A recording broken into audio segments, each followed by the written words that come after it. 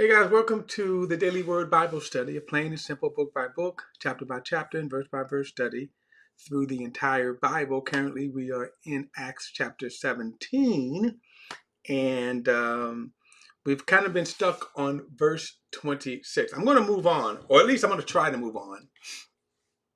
But this is the verse that white Christian racists have used to justify their racism. Take a little time to talk about this, the history of the white Christian church and their racism, which the tentacles still stretch into the present day. And the reason why is because of the mindset and the heart. Now, how this manifests. Now, remember we talked about the entire history of America is racist. It was started in racist. That's why you had slavery. You can't get around that. In 1865, the bloodiest war fought on American soil was over slavery, to end slavery. That was followed by 100 years of Jim Crow segregation. Now, there's a lot of mess out there in terms of how people try to justify Republican versus Democrat. The point is, America was racist and lived that way.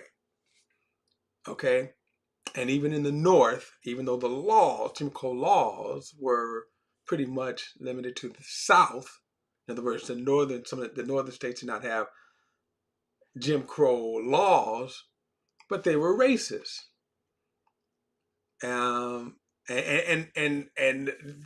blacks could not get ahead, not because of Jim Crow law, but because simply racist attitudes. Okay, and that came because of how America conditioned white people that black people were inferior, and that's the point.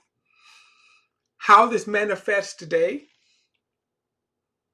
when you see the cult now of Trump. Why did Trump get 77 million votes? Why do people support Trump? Especially the white people, okay? Why do they support Trump? And now, the lionization of Charlie Kirk. He's a saint.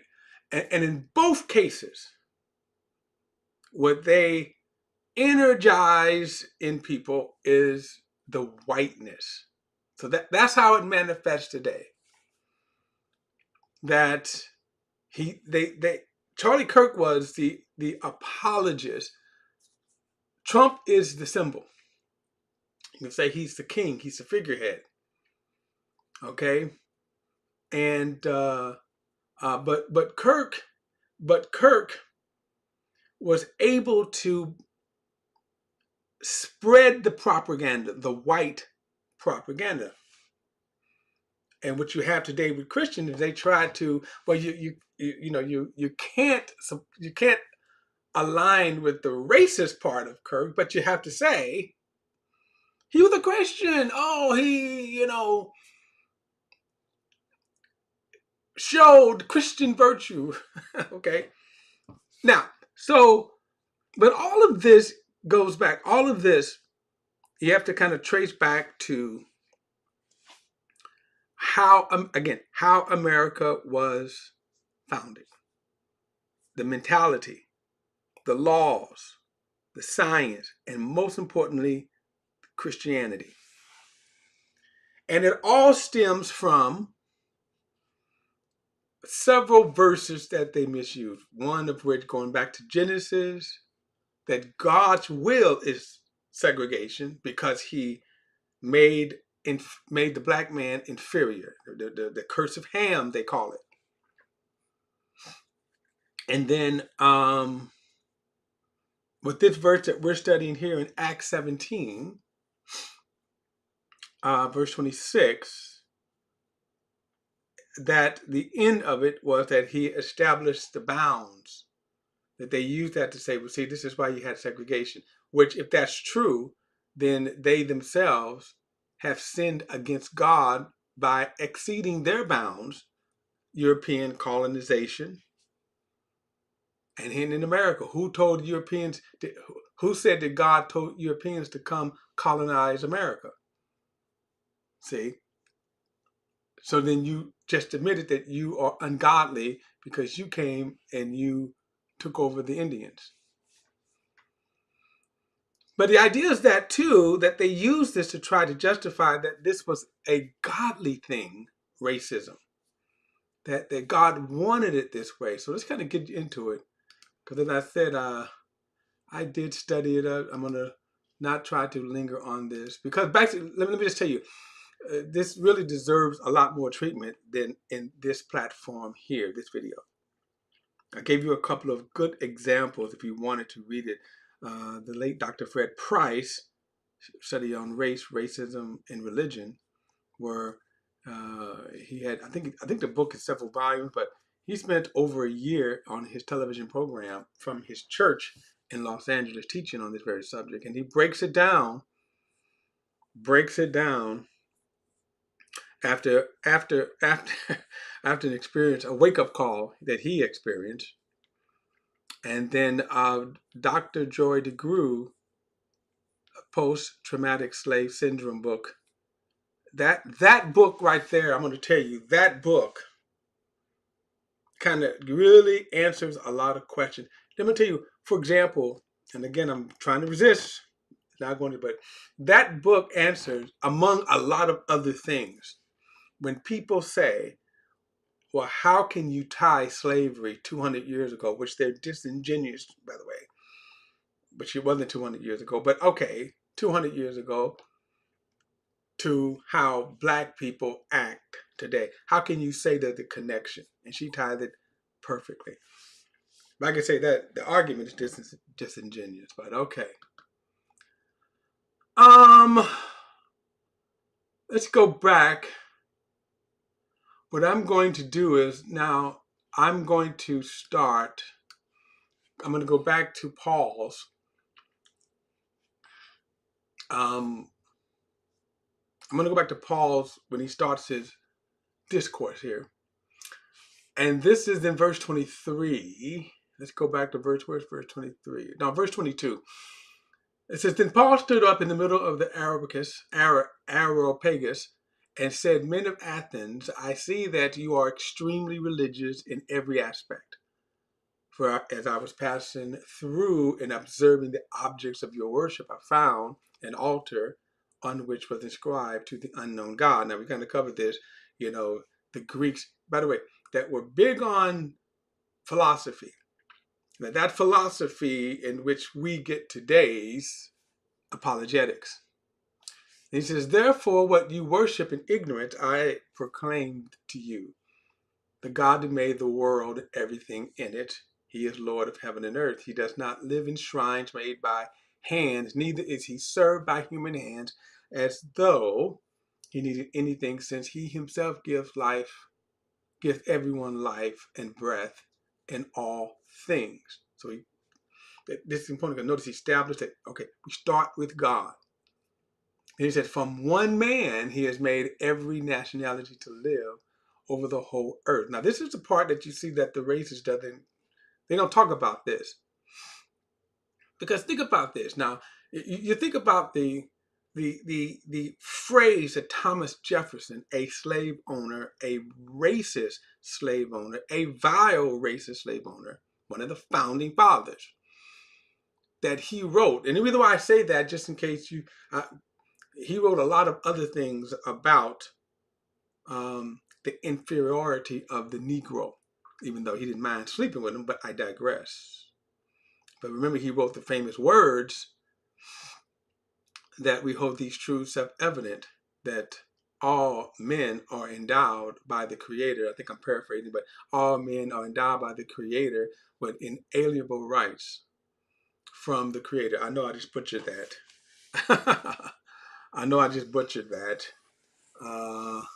But the fact that he wrote those words,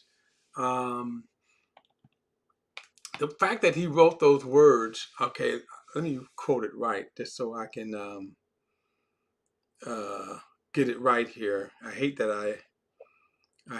I didn't say these right. Here it is. Let me read it correctly here.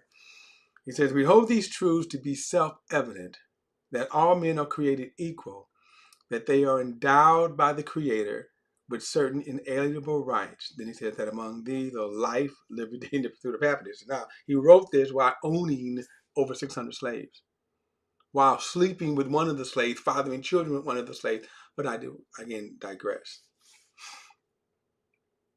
Because he would go on to write some vile things about the inferiority of the Negro. That's why I said that. So he didn't believe this. Or I should say, he believed this as it pertained only to white people. Okay, so now, and this is the whole thing that racists then picked up on this in our nation, Christian churches. They quote these words, but then yet when it comes to this, notice God says here that from one man he has made every nationality to live on the face of the earth. I think the King James says from one blood. So all men are created equal. All men are created from that one blood that God created. And of course, Adam. All men come from Adam that God created. So all men are equal in God's eyes. It's only when you get down to certain men, and nowadays, what we call racism. But these people cannot know the true living God when you hold to any kind of prejudice. So there are people on the black side. For example, you have the black Hebrew Israelites that say that the black man is the Jew, that the black man is going to, they actually teach this, the black man is going to eventually enslave the white man. And they get that from Deuteronomy, a perversion of Deuteronomy. And the reason why they say this is because the black man, with disobedience of God, punished them. But, God is going to raise up the black people, the real black Israelite, the real black Judah. And then they will enslave white people. So in a sense, these same Hebrew Israelites, they're for slavery. They just don't want the reverse. They hate that white men enslave black men, but remember, they hold to the promise that that black people are going to enslave white people, and then they revel in that. So then he says, so then all men, from one man he's made every nationality to live under the whole earth, and has determined their appointed times and boundaries where they live. Now again, so the Europeans certainly didn't have a problem violating this. Now watch this. This was not about racial segregation as they taught, but notice what he said, verse 27. He did this so that they might seek God, and perhaps that they might reach out and find him, though he is not far from each one of us. So again, it's funny because they use it to say whites and blacks should be separate, except when you need white maids, except when you need white butlers and slaves and all that kind of stuff. But the idea is that, notice, you ought to be separate, okay? Even though the white men don't mind sleeping with the black women. But the reason, in the sense of when he says he appointed their times, was so that they may seek God. So then, not segregation, but the idea is the appointed boundaries is so that the individual nations, you could say races or ethnicities, would seek God. So that should be the end of when you want to preach this. Then you ask the question, how are the individual nations seeking God? That's what should be the fruit. But notice what he says right here, so that they might seek God, and perhaps they might reach out and find him, though he is not very far from each one of us. Now, he goes on and says, for in him we live and move and exist, as even some of your own poets have said, for we are also his offspring. Now, interesting that Paul sometimes would quote men to sort of augment his point.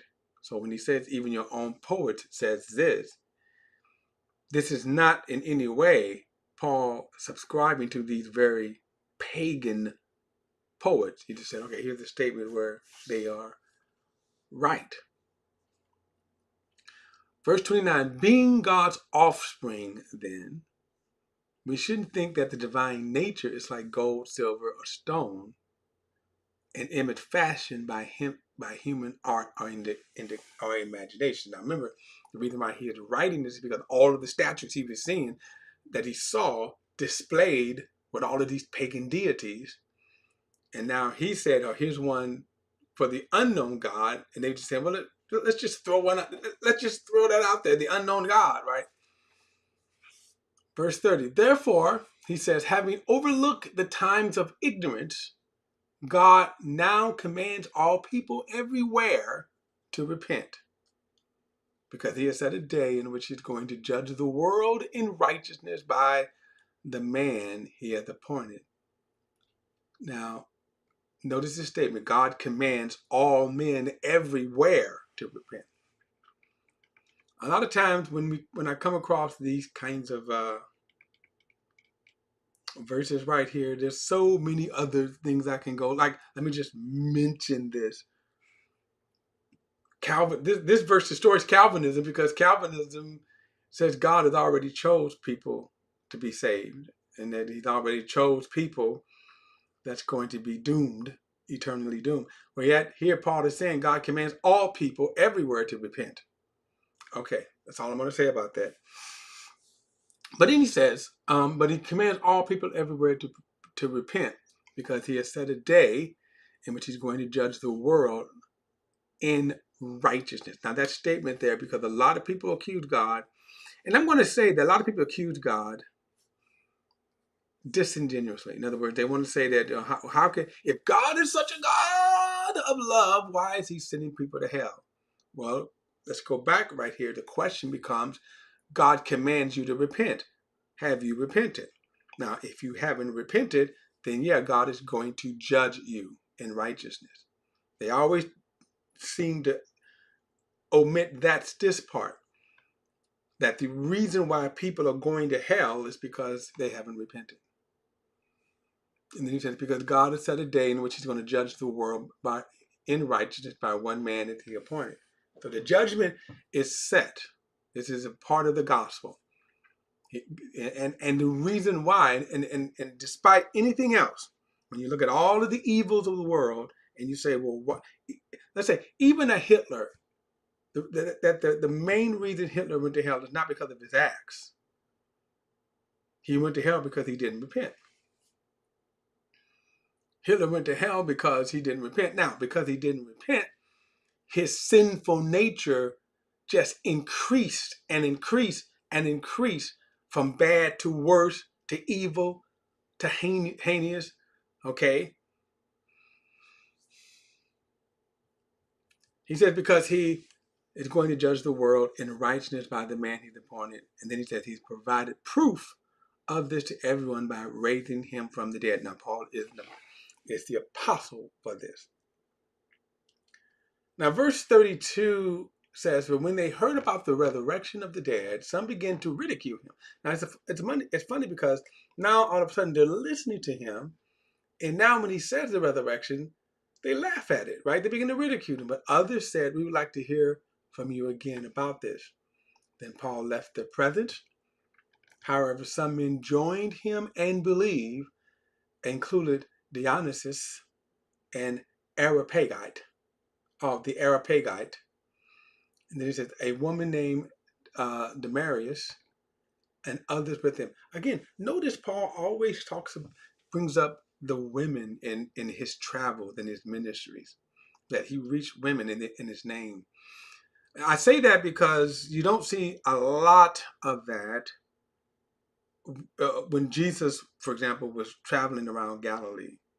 They were mentioned some, without a doubt. Mary Magdalene, with some of his faithful followers. In fact, of course, Mary Magdalene was one of the first persons he appeared to. Was the first person, he actually appeared to after his resurrection. But, like, for example, when you see that they mention that Jesus fed the 5,000, they were talking about men. and they're not women. We just see a little more women being mentioned here. But it's also interesting to see the reaction to the gospel.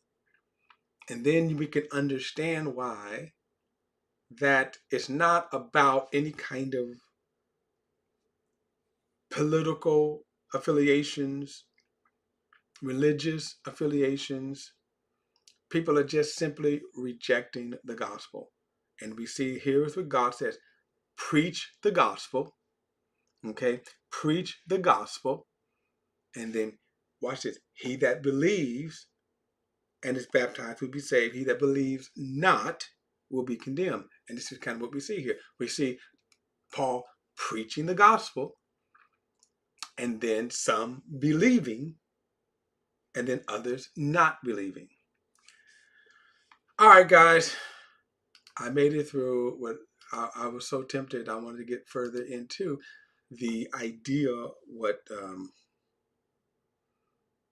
of the racism in the Christian church. But anyway, all right, guys, don't forget to like and share this video and subscribe to BP the Bible Perspective. And as always, if you have a thought, a comment, add it to the comment section below. All comments are welcome, and I will see you